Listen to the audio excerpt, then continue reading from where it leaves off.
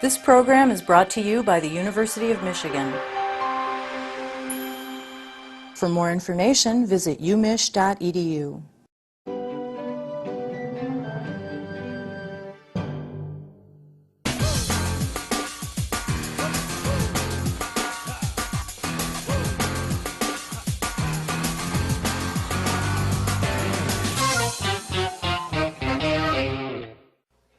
Human action is multi-motivated and multi-regulated.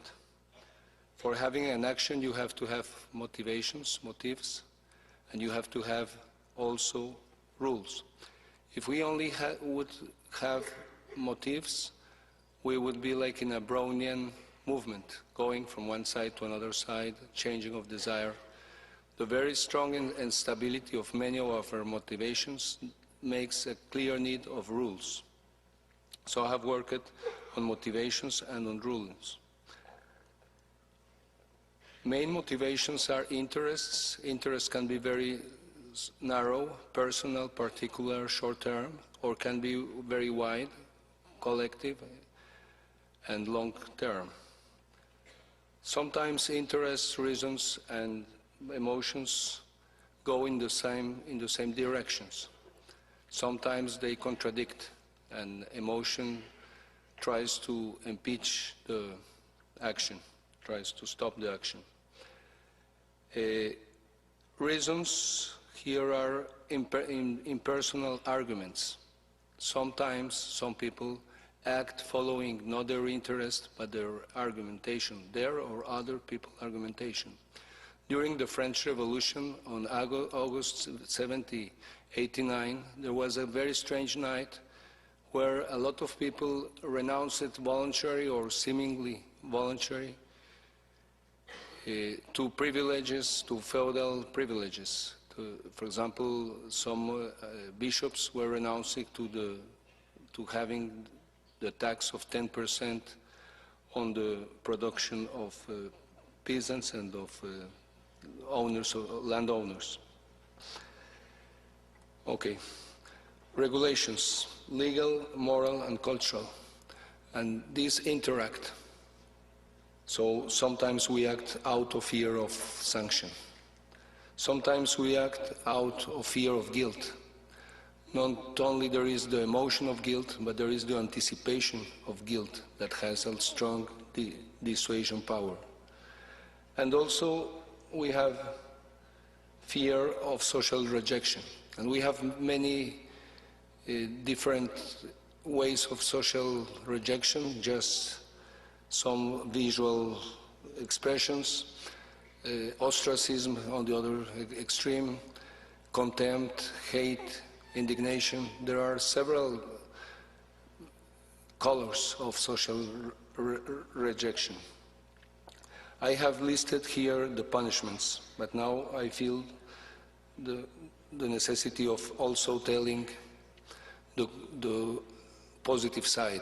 Social norms are not only obeyed by fear of social rejection, they are also obeyed by social acceptance, social expression of good evaluation, but they are also, if you are correct and you act well 2 or 3 times, you have building of trust, and if you have trust, sometimes you had also good reputation, and many people obey more to trust and to good reputation than to fears of legal sanction, of guilt, and of shame. And also the moral regulation is not just based on fear of guilt, it's also based on pleasure or duty sense. Well, philosophers do not like that neurobiologists have found that when you act morally, there is a sort of inside biochemical recompense, a positive sort of reinforcement. This is not good news for philosophers, especially for Kant specialists who prefer to act just out of the duty sense. Well, for some philosophers, having pleasure in being moral is a little bit immoral. And laws are not only obeyed by fear of sanctions, but they are also obeyed from the admiration to law. A lot of people read the law without reading the fines or the jail. The punishment chapter is not read many times. Normally, subjects, we consider ourselves mainly moral subjects, and secondary cultural subjects, and only in third place, legal subjects. But we think that the people that are around us are mainly legal subjects, and second, cultural subjects, and third, like us, moral subjects. So I obey to my consciousness, but I think that others obey to law. The challenge is harmonization of the tree system, and that's the title of the conference. It's how to work for having no contradiction between law and morals and culture. How to accompany the very quick evolution of law by cultural change and moral change of people. So, taking some vocabulary, legal norms, moral norms, social norms. The norms of etiquette, of if you take the spoon first or the knife, these things are not a moral problem, are not a legal problem, but are perhaps a problem of fearing social rejection if we do not know, as it happens, these rules. Why worry so much about the table? The fear of legal sanctions was effective in the United States to reducing homicide rate from about 14 per 100,000 to about 7 per 100,000. It was very effective, but the population in jails was growing in a factor of about 5 times. Colombia has 140 or 50 jailmates per 100 inhabitants. United States has 750. It's too expensive. And cynicism about other people's motivations tends to produce a self-confirmed prophecy. Well, the harmonization problem is very clear. Law says, please do not kill, please do not practice private justice, special revenging murders or things like that.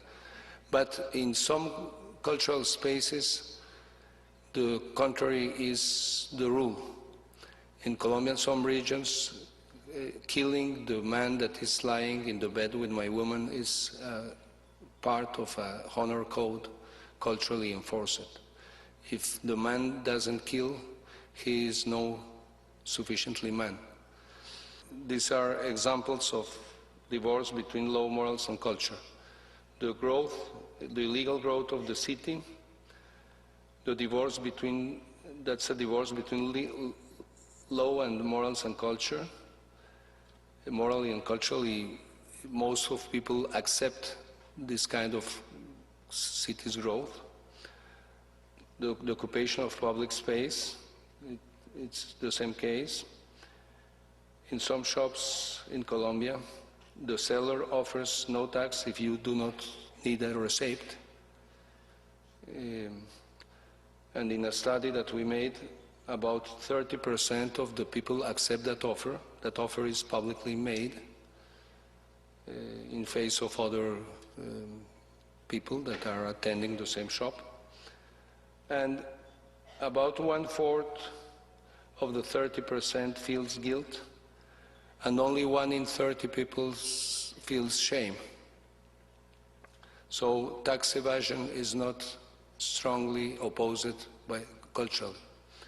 So I will speak about harmony of law, morals, and culture if there is no cultural approval and no moral approval to illegal behavior. That's the precise sense. And the harmonization is the construction of cultural and moral refusal of illegal actions and moral and cultural approval of legal obligations.